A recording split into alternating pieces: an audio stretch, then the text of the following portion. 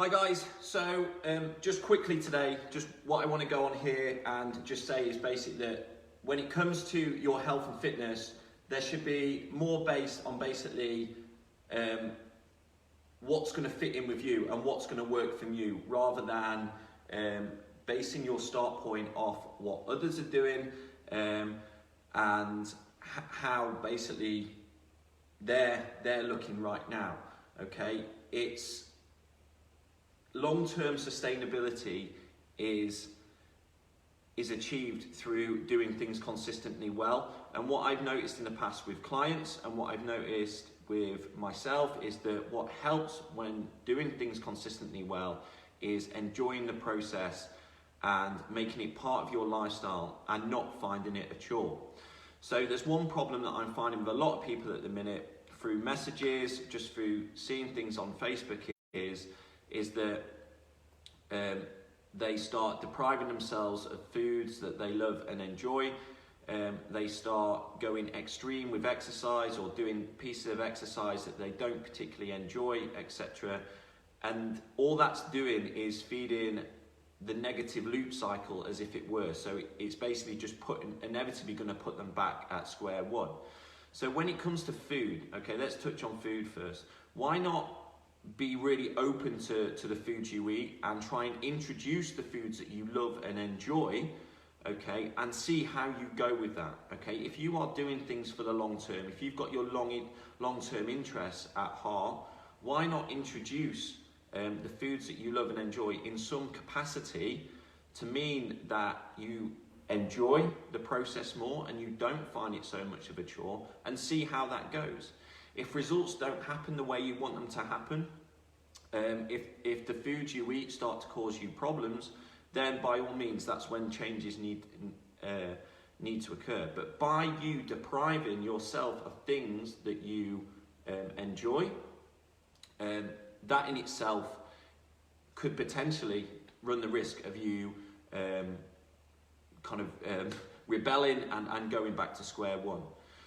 So one massive change I made to my coaching style was to do just this. Instead of saying no to clients all the time, it was not always saying yes, but looking at a way of meaning that they can enjoy the process that they're on with me, while at the same time still enjoying the food that's in their eating plan, and a way of making it an enjoyable process, and making it less of a chore and more part of their lifestyle.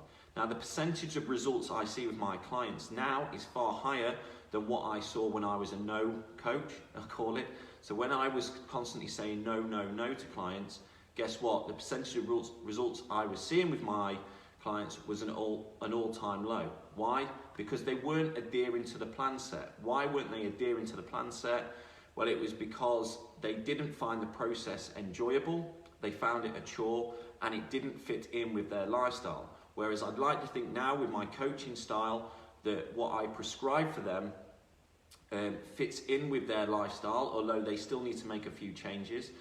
They find the food yummy, it's flexible, and they find the process enjoyable. And the good thing is, guys, when we're talking about long-term process here, you don't have to go extreme, okay? It's all about small incremental changes. You don't have to deprive yourself of calories. You don't have to deprive yourself of the food you love and enjoy. It's all an incremental process. You're not training to go on stage, which requires an awful lot of commitment, discipline, willpower. You're not training for a photo shoot, okay? We're training here for you to become better day by day, so that long term, the changes you're making at the minute become habitual in 12 months' time. So I think there's this general consensus at the minute that you need to go hard, you need to go 200 miles an hour, you need to cut out foods, you need to do every little bit of exercise, when the simple fact is you don't. You just need to make a few little changes. You need to monitor, you need to track, and you need to be very conscious of the foods you're eating, as well as the exercise you're doing. And then you just need to have regular check-ins to monitor that process and see where it's going.